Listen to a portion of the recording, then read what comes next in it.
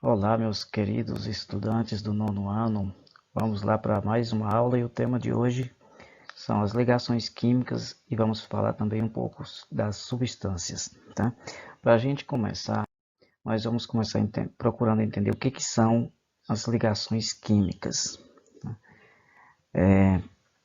Uma ligação química, ela corresponde à união dos elementos químicos para formar novas substâncias.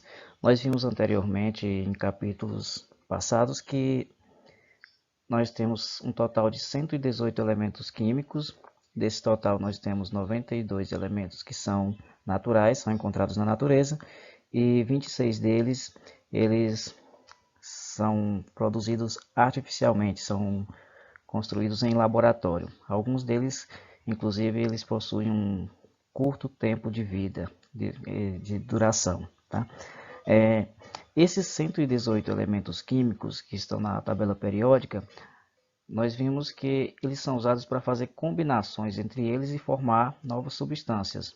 Dessas substâncias, nós temos hoje mais de 80 milhões de substâncias conhecidas, e dessas substâncias, nós temos apenas esses 118 elementos que são usados, que são combinados entre si, e que fazem ligações entre si através do compartilhamento de combinações, compartilhamento de elétrons e combinações entre eles também. Né?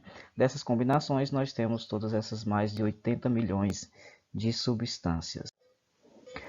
Uma outra função dessas ligações químicas, é tornar estável os átomos que possuem um número diferente de elétrons na sua última camada. Tá?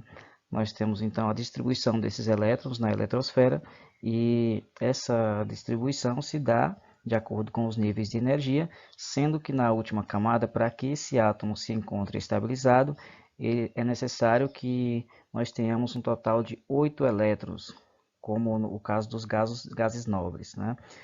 Quando esses átomos não possuem essa quantidade de elétrons, eles fazem uma doação de elétrons ou eles recebem elétrons, sendo que em alguns casos também eles podem simplesmente compartilhar, fazer o compartilhamento desses elétrons para que cada um deles fique com 8 elétrons na sua última camada, também conhecida como camada de valência. Os gases nobres já se encontram estáveis na natureza, né? Todos eles têm 8 elétrons na última camada, com a exceção do hélio, que só tem uma camada, e nessa primeira camada deles só pode suportar os 2 elétrons, mas ele consegue se estabilizar com esses 2 elétrons apenas. E antes da gente seguir adiante, vamos só relembrar alguns dos conceitos, né? Nós vimos em capítulos anteriores também, que em relação aos elementos químicos nós temos os íons. O que é um íon? São uma partícula originária de um átomo ou de um grupo de átomos que perdeu ou recebeu um ou mais elétrons. Né? A gente tem normalmente os átomos, eles se encontram na natureza, eles se encontram eletricamente neutros. Isso quer dizer o quê? Que eles possuem o mesmo número de prótons que o número de elétrons. Tá? Mas em algumas situações ele pode perder ou pode receber elétrons. E quando isso acontece, aí nós temos um íon do tipo positivo, que é chamado de cátion. Isso acontece quando ele perdeu um ou mais elétrons.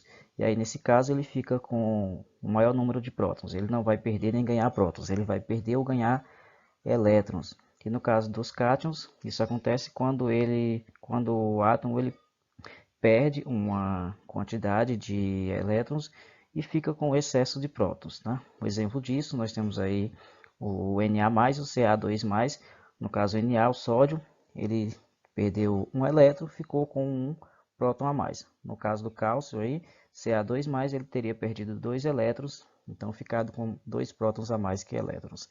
No caso, se ele recebe elétrons, aí nós temos um íon negativo, que é chamado de ânion. Tá?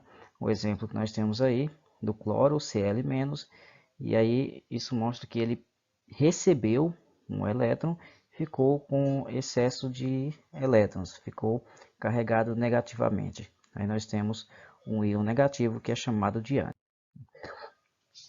As ligações entre os átomos, elas podem acontecer de duas formas, através de uma ligação que é chamada de iônica ou eletrovalente. Isso acontece através da transferência de elétrons, tá? Eles formam aglomerados iônicos. Um exemplo disso é o principal componente do nosso sal de cozinha, o NaCl. Essa ligação acontece entre um metal e um ametal. Observe aí que nós temos o sódio, um metal, ele perde um elétron para o cloro, então o sódio fica com um próton a mais que elétron, e o cloro, por sua vez, ele recebe um elétron, ele fica com excesso de cargas negativas.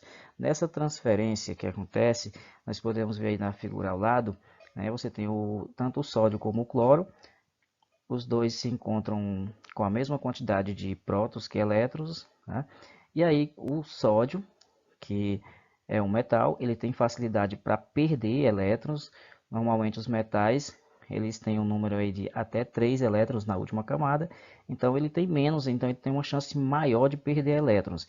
Enquanto os ametais, eles têm uma característica que é ter um número maior de elétrons na última camada.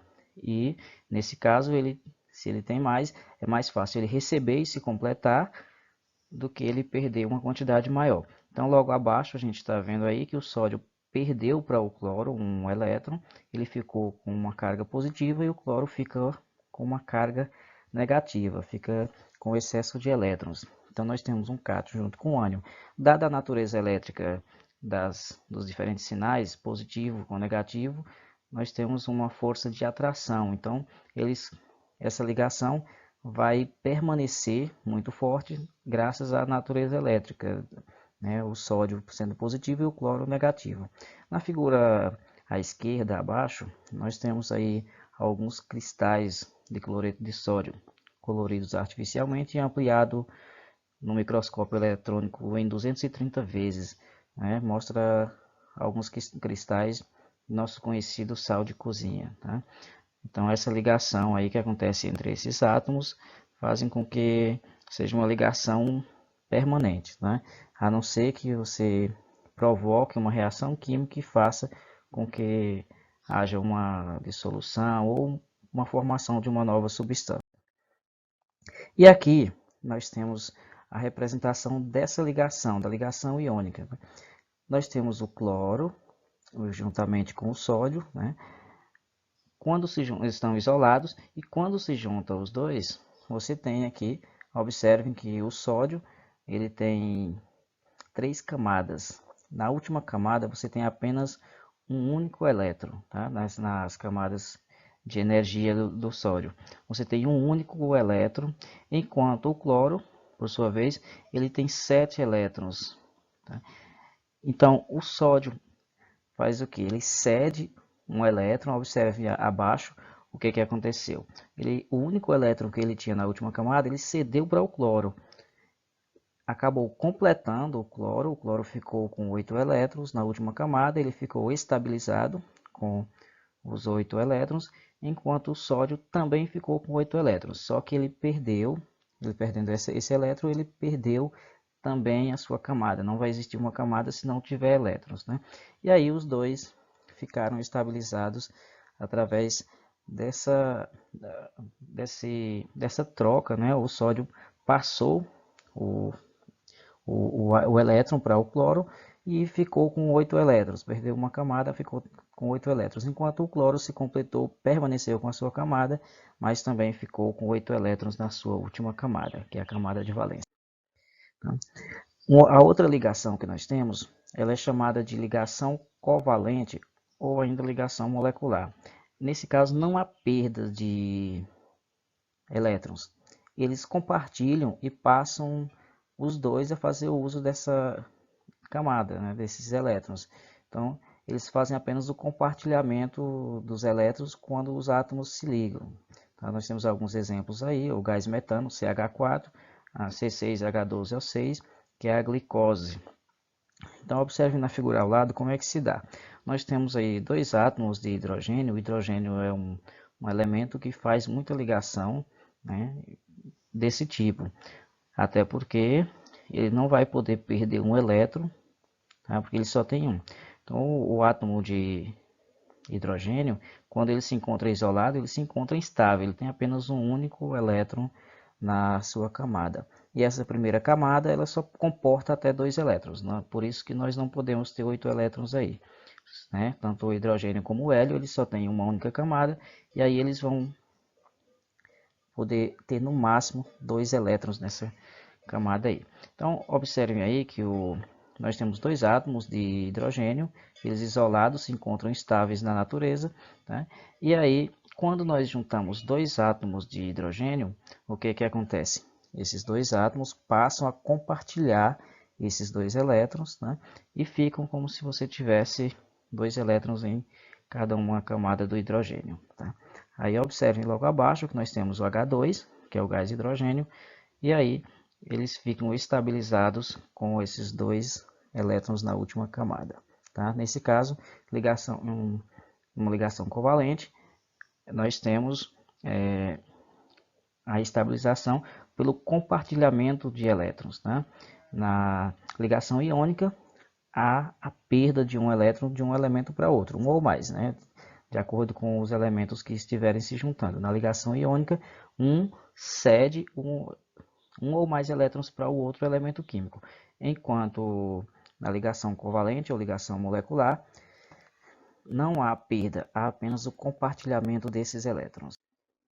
E aqui nós temos o esquema da representação de uma ligação covalente. Mais um exemplo aqui, nós temos a água, lembrando que é água pura, né? No caso a água destilada é um exemplo disso.